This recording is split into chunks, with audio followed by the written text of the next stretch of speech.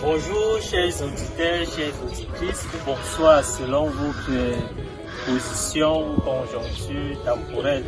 Nous sommes là dans le cadre d'une opération baptisée Écho des communautés et nous avons là aujourd'hui les grands palotins, les étudiants à Mokassa qui poursuivent leur cheminement vocationnel dans la société d'apostolat catholique et nous aurons quelques questions qui vont vous faire écho de la quintessence du bien fondé de cette opération. Alors déjà, chers camarades, bonjour.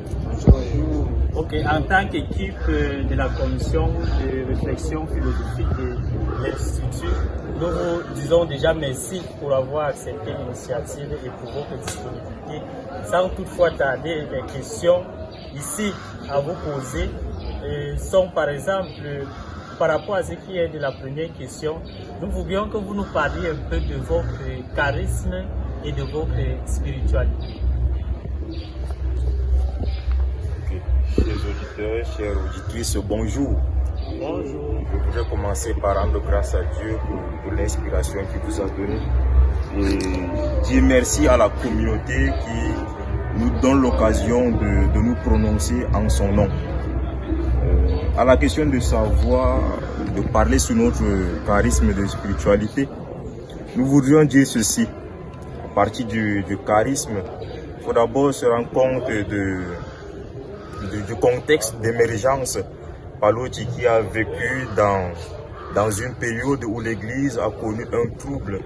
Et évidemment, nous sommes là dans les années 1789 avec la Révolution française.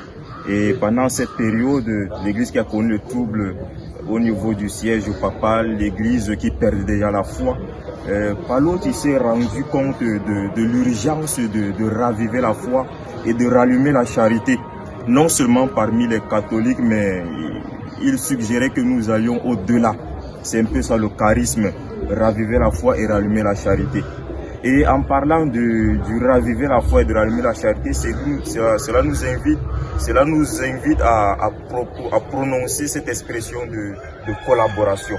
La collaboration qui est aussi notre charisme, c'est-à-dire travailler toujours avec l'autre, faire avec l'autre, ne pas toujours faire seul. C'est pour cela qu'aujourd'hui, dans nos lieux d'apostolat, nous avons cette joyeuse mission de faire vivre la foi au niveau de la communauté vers laquelle nous sommes envoyés. Donc, en bref, nous retenons que le charisme pallotin, c'est de raviver la foi et rallumer la charité. En ce qui concerne notre spiritualité, il faut d'abord noter que nous sommes une communauté qui allie la prière au travail. C'est-à-dire, comme toute autre communauté, nous avons une spiritualité contemplative et active. Mais pour parler comme pallotin, nous avons une spiritualité spécifique à nous. Et là, nous parlons donc de spiritualité pallotine. Et nous en dénombrer plusieurs, mais nous ferons l'effort d'évoquer quelques-unes de ces spiritualités. Nous avons une spiritualité mariale. Parce que Pallotti, dans sa jeunesse, a fait l'expérience de Marie. Il a fait l'expérience de Marie jusqu'à arriver aux épousailles spirituelles. Nous avons aussi une spiritualité trinitaire où Vincent Pallotti a fait l'expérience de Dieu dans ses trois dimensions. Et nous avons aussi une spiritualité éclectique, c'est-à-dire Pallotti essayait de puiser un peu partout, par exemple chez les franciscains, les dominicains, les salésiens et bien d'autres communautés. Donc c'est en quelque sorte ce que je peux dire par rapport à notre charisme et notre spiritualité. Merci pour ces informations qui sont d'abord très riches, spiritualité mariale, spiritualité communautaire. Dans le but de raviver la foi, c'était très intéressant. Et cela, je pense, vous l'avez peut-être déjà dit, mais dites-nous clairement en quelle année votre communauté a été fondée. En parlant de communauté, quel est votre statut ecclésiologique? J'entends par statut ecclésiologique ou dans le sens canonique. Êtes-vous un IVC ou alors une SVA, Institut de vie consacrée, ou alors Société de vie apostolique? Quelques petites précisions à propos. Continuant dans la même lancée, frère Achille, je tiens encore à remercier la commission de réflexion philosophique pour cette initiative. À la question de savoir en quelle année notre communauté a été fondée, nous allons dire que les Pallottins naissent, les Pallottins en général, parce que la première initiative de Saint-Vincent Pallotti, elle n'est pas d'avoir une communauté de prêtres. C'était juste les exigences de l'époque qui nécessitaient d'avoir des prêtres dans sa communauté. Il voulait fonder une communauté où prêtres, laïcs et religieux collaboraient ensemble. Et l'union de l'apostolat catholique, qui est le grand ensemble, va voir le jour le 4 avril 1835. Et c'est dans cette perspective qu'il y aura des démembrements de prêtres, des frères et même plus tard des sœurs. En ce qui concerne notre statut ecclésiologique, nous faisons partie des sociétés, je peux dire des SVA, Société de vie apostolique. Nous sommes une société, nous ne sommes pas une congrégation, nous sommes une société qui faisons des promesses. Et la spécificité pallottine dans les promesses, c'est que non seulement nous avons les 3 conseils évangéliques, chasteté, pauvreté, obéissance, mais nous avons encore 3 conseils, je peux dire, pallottines. 3 conseils pallottins. L'espérance, la persévérance, l'esprit de service et la communauté de Dieu. C'est un peu ces réponses que je peux donner à vos questions. Oui, c'est une grande œuvre de Saint-Vincent Pallotti, votre fondateur.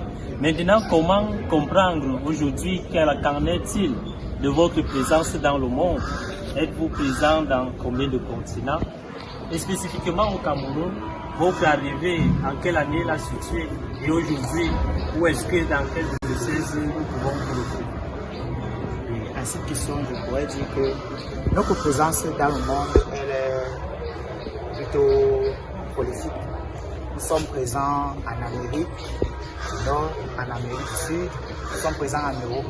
Donc, je ne vais pas lister des pays parce qu'ils sont nombreux. Notre maison généraliste, elle est située à Rome, en Italie. Et en ce qui concerne la présence des Pallottins au Cameroun, nous le savons tous avec l'histoire de la foi catholique au Cameroun. Les Pallottins arrivent en 1890 avec les premiers frères accompagnés du père Henri Fitter, qui devient plus tard Monseigneur Henri Fitter, premier évêque camerounais. Après, étant donné qu'ils étaient des Allemands, leur présence va être, disons, éliminée parce qu'ils vont être chassés du Cameroun à cause de la guerre en 1916. Et en 1964, Monseigneur Jean Zola, après une visite en Allemagne chez les Pallottins, va demander à ce qu'ils reviennent au Cameroun. Après leur retour, ils vont fonder des petites communautés, Boleto, Fondasi et Nvoli. Et ils vont se mettre dans la dynamique de former des frères. Justement, alors aujourd'hui, dans combien de diocèses au Cameroun êtes-vous présents? Nous sommes présents dans 11 diocèses au Cameroun. Ok, c'est une grande émission. Nous n'allons pas davantage nous étendre. Vous êtes présent au Cameroun et vous êtes étudiant à l'Institut supérieur de philosophie Saint-Joseph de Kassa. Déjà, quel est votre effectif l'année-ci à l'Institut? À l'Institut, l'année-ci, nous comptons 10 étudiants en philosophie première année et 11 étudiants en philosophie troisième année. C'est une grâce et des vocations qui ne font que jaillir. Nous rendons grâce à Dieu pour cela. Maintenant, entrons dans un autre point, en lien, je sais parler de charisme. Est-ce que vous pouvez dire un mot sur un courant quelconque en philosophie, vu que vous êtes inscrit dans un institut de philosophie de votre choix? Ok, merci pour la question. Concernant le courant philosophique, je tiens déjà à préciser que nous épousons le courant philosophique religieux, c'est-à-dire centré sur la vie de Jésus-Christ. Et ce courant religieux peut être assimilable à ce que saint Thomas d'Aquin a appelé dans la philosophie morale la vie visant la béatification, Alors les palotons sont inscrits dans cette logique au vu de la crise que traverse le monde, au vu des multiples morales que nous rencontrons dans le monde. Le paloton est celui-là qui prêche par la vertu d'Aristote, qui fait un peu une sorte d'ascèse des plaisirs, qui fait une sorte de tempérance dans les plaisirs du monde, en essayant de vivre la béatification, l'union à Dieu et l'union aux frères. C'est très riche ça, prêché par la vertu d'Aristote et tout ce que vous avez dit, c'est très intéressant. Maintenant, pour conclure, si un jeune aimerait aspirer dans votre communauté, quelle est l'orientation que vous donnez? Quel est le processus à suivre? Merci une fois de plus pour la question. Par rapport aux jeunes qui aspirent à la communauté, nous dirons qu'il y a déjà des jeunes qui sont en contact direct avec les palotons, soit dans nos différentes paroisses. Et à partir de là, c'est plus facile d'entrer, de connaître plus parce qu'ils sont en contact direct avec les palotons. Mais pour ceux qui ne sont pas en contact direct, nous dirons que nous avons un compte Facebook. À partir de là, ils peuvent nous contacter. Et même à partir de cette vidéo, ils peuvent nous contacter.